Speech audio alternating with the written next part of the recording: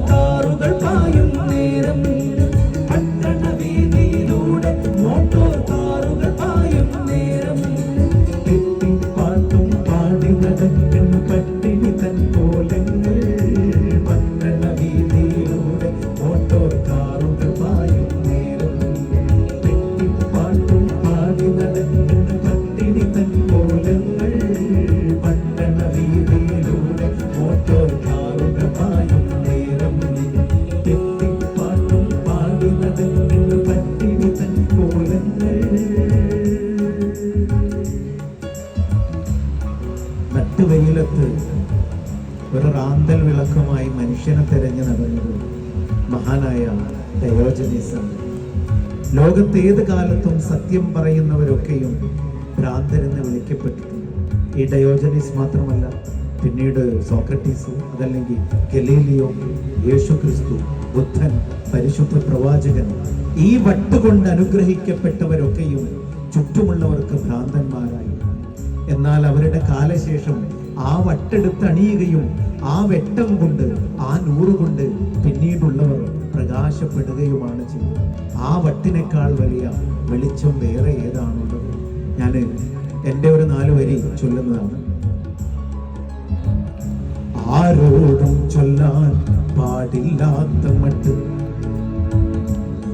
ആരോടും ചൊല്ലാൻ പാടില്ലാത്ത മട്ട്, ആരാരറിഞ്ഞാലും ചൊല്ലും ഇത് വട്ട്, ആരാരറിഞ്ഞാലും ചൊല്ലും ഇത് വട്ട്.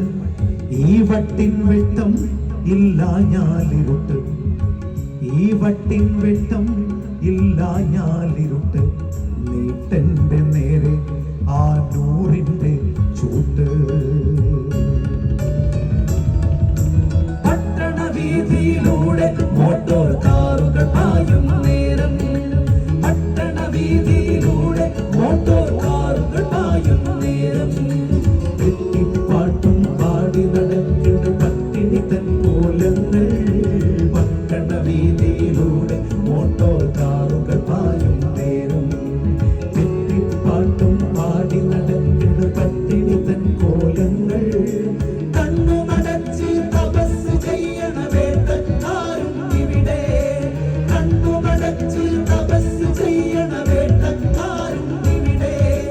കയ്യിൽ കിട്ടാതെ നടക്കുന്ന കടുകന്മാരും ഇവിടെ, കയ്യിൽ കിട്ടാതെ നടക്കുന്ന കടുകന്മാരും ഇവിടെ. പട്ടാപ്പകൽ ചൂട്ടും മിന്നിച്ചു മനുഷ്യനെ തേടി നടന്നു. ഞാൻ മനുഷ്യനെ തേടി നടന്നു. ഈ ദുനിയാവൊക്കെ നടന്നു. പക്ഷെ മനുഷ്യനെ കണ്ടില്ല. ഞാൻ മനുഷ്യനെ കണ്ടില്ല.